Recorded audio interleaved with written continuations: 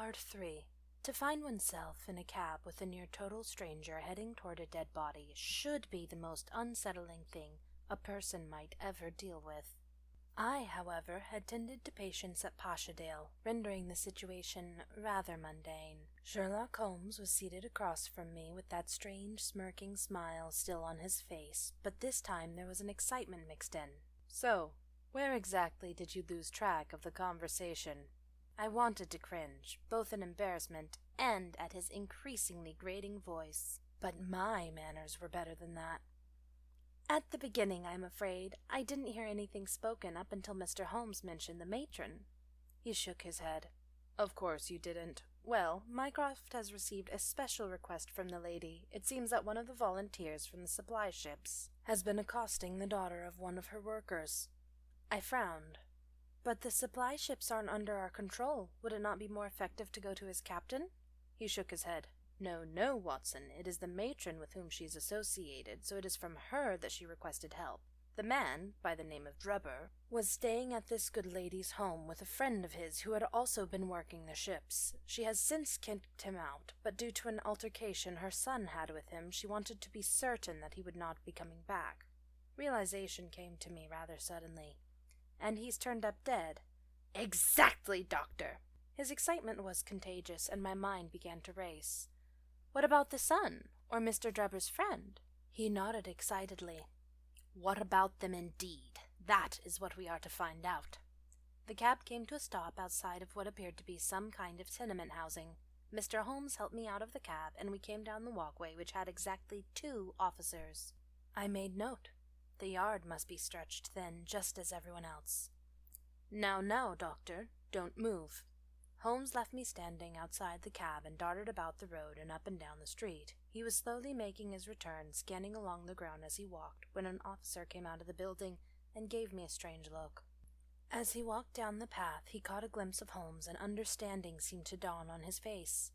"You must be the fellow that the Red Cross lady was going to send to talk to us. Funny, I could have sworn she said she'd be sending a woman." He held out his hand, and I gave it a hearty shake. I was rather amused at his mistake and took it as an opportunity. The coat I wore was the one I wore as a surgeon, as was the hat. He couldn't see the sweater nor the hair underneath, and I wondered if he would notice my hands. I decided to choose my words carefully. "Dr. Watson, sir. A pleasure to make your acquaintance." He didn't seem to notice the size difference and looked pleased. "Ah, a doctor, you say? Good. Ours are stretched thin. It'll be good to have someone confirm time of death other than Mr. Holmes. I'm Inspector Lestrade, by the way. What's a fellow like you doing working with the nurses? Surely they could use you at St. Bart's." "Don't laugh, Joanna. Don't laugh." I stifled the urge as best I could. I'm afraid my health is just not up to it. I was barely allowed to help on this matter, and only because we're stretched so thin. He nodded sagely. "Ah, you're pushing paper, then. She did mention something about you just returning from the front. Shrapnel wounds, I expect?" I nodded. "And the sum total of several gas attacks. Masks aren't always perfectly sealed, after all." Holmes then came upon us. "Well, the one good thing about this war is that the yard can't muck up the tracks with so few people available. Ah, Lestrade, making your acquaintance with the good doctor?" Lestrade nodded. "Unlike most of the people you seem to spend your time with, the doctor seems to be quite respectable. I'm certain he'll find a wife quite soon with his work ethic." Holmes glanced down at me, and I did my best to look innocent. "Yes, I'm sure that would be the case if she were a man." Lestrade's face became that of confusion as he looked at Holmes, then to me. It was then crossed with such horror that I began to feel quite guilty for not correcting him to begin with. "You don't mean—" "Lestrade, this is Dr. Johanna Watson. Please don't tell me you mistook the poor woman for a man. She's already self-conscious about her need to wear men's trousers to get around until her health improves. Surely you must have noticed the size of her hands. They're so small." Pleasure oozed from my companion's voice, and I decided it best to interrupt. "Please don't worry about it, Inspector. Mr. Holmes is creating an offense where there is none. If I were so fragile as to mind being mistook for a man in my current state, I wouldn't be out here to help."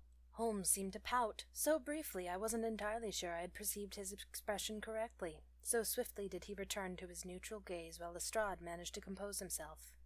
"Ah, thank you, Dr. Watson. Still, I do apologize. My sister is in the nursing corps, so I should have been more aware that some come back as haggard as the men."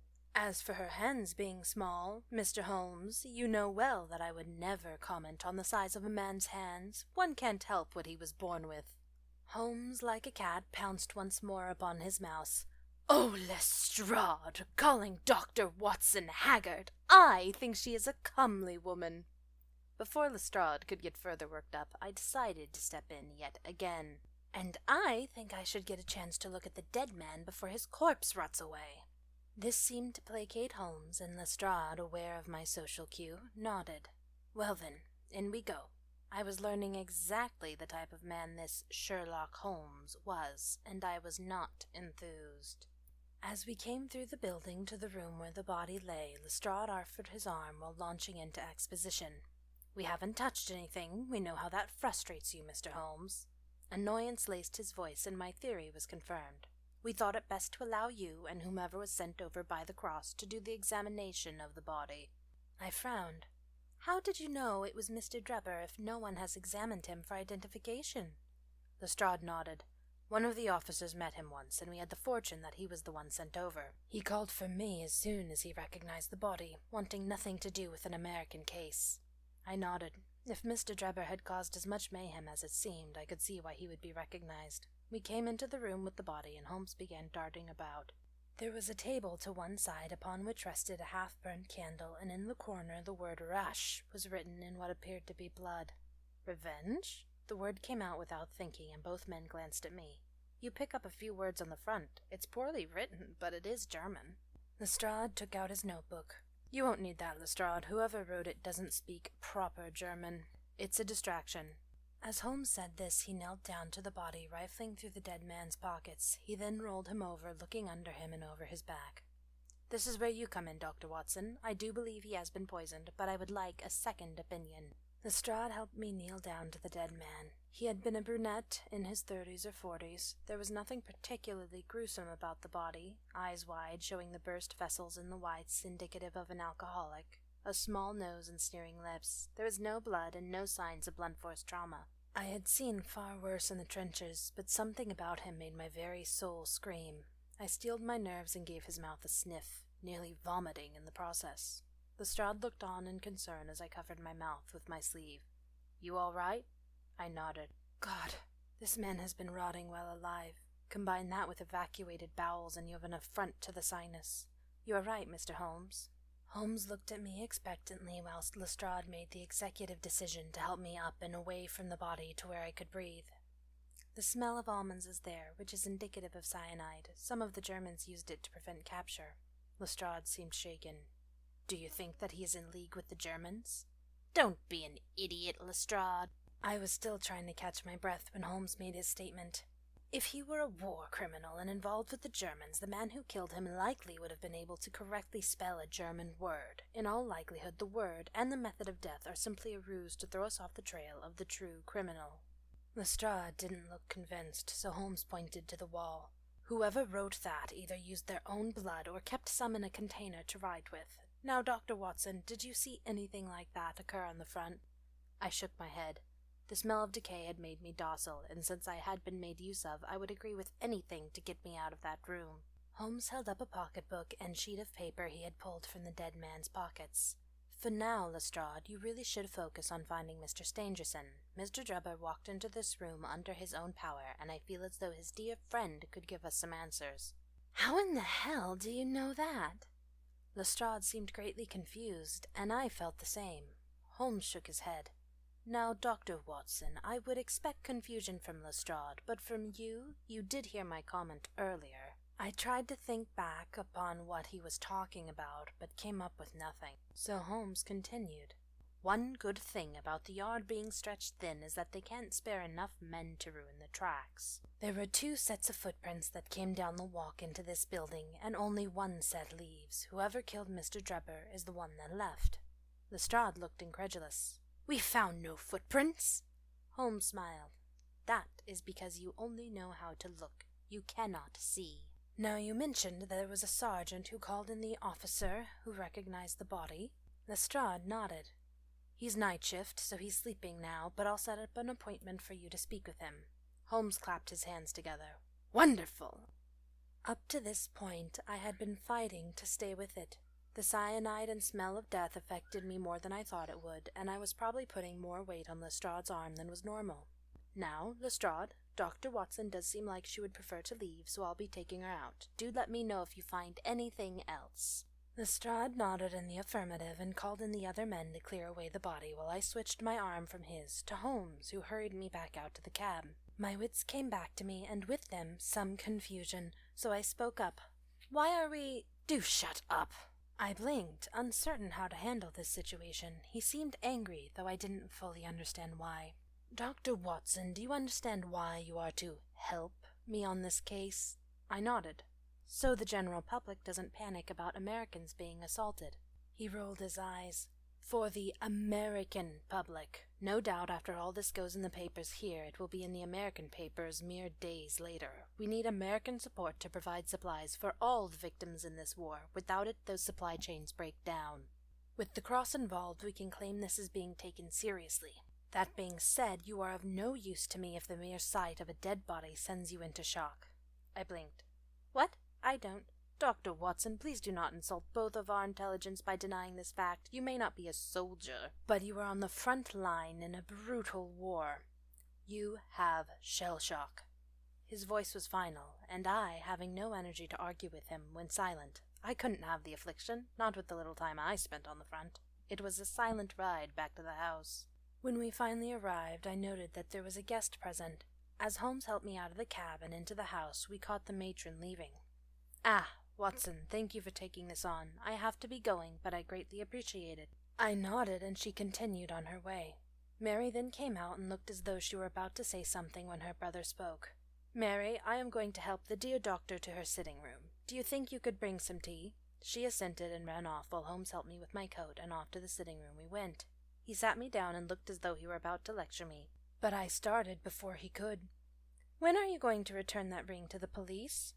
He raised his brow, a gesture that was beginning to grow annoying. "I'm not a complete idiot, Mr. Holmes. I saw you slip it out of his hand when you turned his back over." He squinted at me.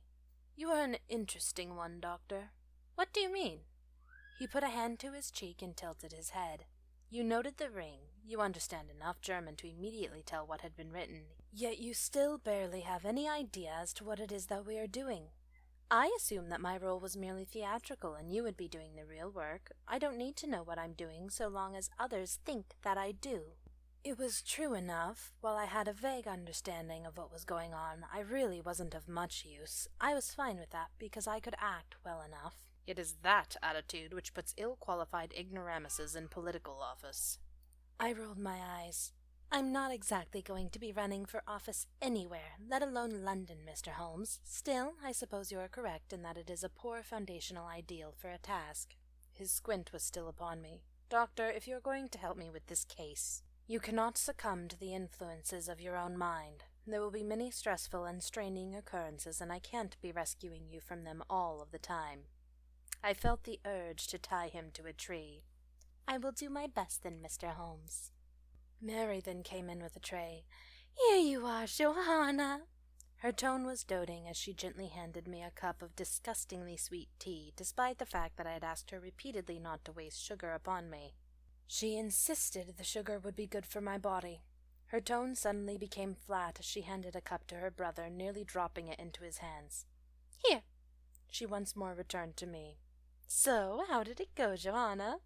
I suddenly remembered why I had been so excited to assist Mr. Holmes with this task. Lies began to fill my mind, but Holmes spoke before they made it to my lips. "She did splendidly, even confirmed a poison which I was uncertain about. She will be of great assistance to me." I jumped on this opportunity. "Yes! It was quite interesting to see your brother at work. I'm excited to see more of his process." Mary frowned. "I see. Well, I promised Mrs. Hudson that I would help decide her needlepoint colors, but do let me know if you need anything, Joe." Mary then made her way off, and I looked to Holmes in relief. "Why did you lie?" "If you had been paying attention, Watson, you would know that I didn't lie. You did confirm the poison, and I do believe you can be of great service to me." It was my turn to frown. "But you were just criticizing me." He nodded. "How can one be of use without criticism? Nothing I said was not constructive. Besides, I have been at the gunpoint that is Mary's nursing. I wish it upon nobody. Wait, so she's not just like that because of her pregnancy?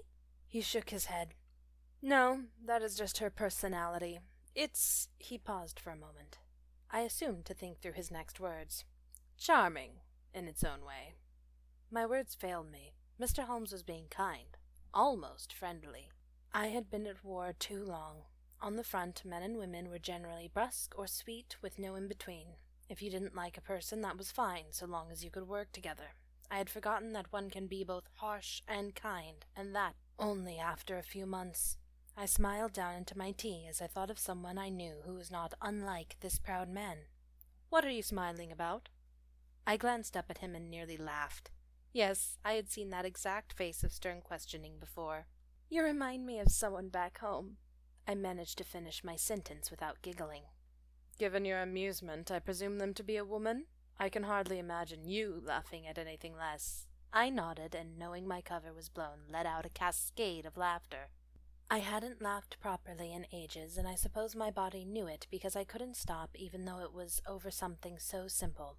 I tried to elaborate, managing to gasp out my statement between laughs.